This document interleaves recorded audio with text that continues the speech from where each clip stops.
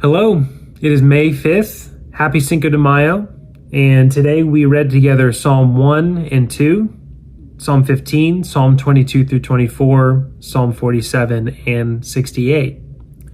And the question I want to ask this morning, and I want us to kind of think through in our brief time together, is where does stability for the Christian come from? Especially as it pertains to our emotional lives. The normative pattern for Christians is that we have emotions. And sometimes, if we're honest, our emotions can really get the best of us.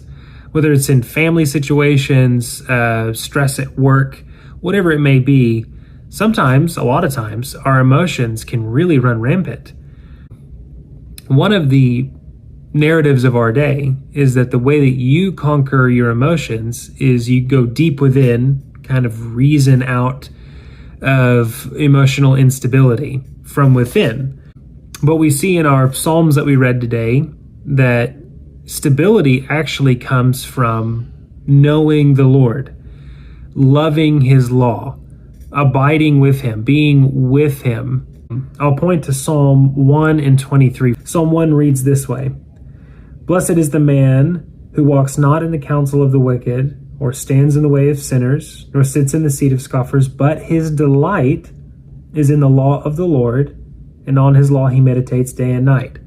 So that man who delights in the law of the Lord, what is he like? He is like a tree planted by streams of water that yields its fruit in its season, and its leaf does not wither. In all that he does, he prospers.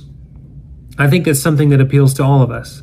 All of us want to experience stability, stableness, this sort of enduring nature that can weather storms and winters and disease and whatever it is that life throws at us. But the path to that is not an absence of emotion. The normative experience while we're underneath duress, we're underneath the winters, is not a lack of emotion. We see that very clearly in the Psalms that we read today. In Psalm 22, we see David demonstrating anguish. Why have you forsaken me, God? Or the other end of that spectrum in Psalm 47, where we see singing for joy to God. Jesus Himself, our King and God in the flesh, while He hung on the cross, quotes Psalm 22 in anguish at what He was experiencing. So the normative experience and the okay experience of the Christian life is to have emotions.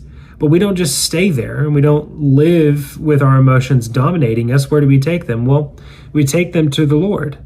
It is delight in God's instruction, His law, that makes us like evergreen trees, that the leaf never withers, and we prosper in all that goes on in our lives. Another really strong psalm on this is Psalm 23. "The Lord is my shepherd, I shall not want. He makes me lie down in green pastures. He leads me beside still waters. He restores my soul, and He leads me in paths of righteousness for His name's sake. Even though I walk through the valley of the shadow of death, I will fear no evil, for You, the Lord, are with me, and Your rod and Your staff, they comfort me."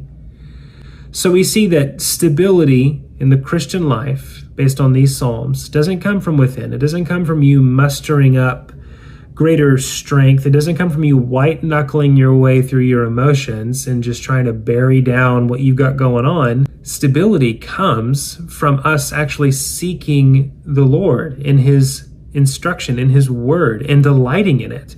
And it's not only a one-way street. We see in Psalm 23 that the Lord is pursuing us. He's making us lie down in green pastures. He's leading us beside still waters. He's restoring our soul.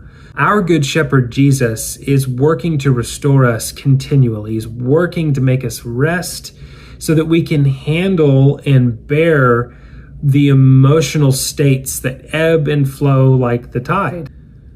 So whether you find yourself in anguish, or you find yourself rejoicing, or somewhere in between, what we see from our passages today is that emotions aren't bad. They're a normative experience of the Christian life.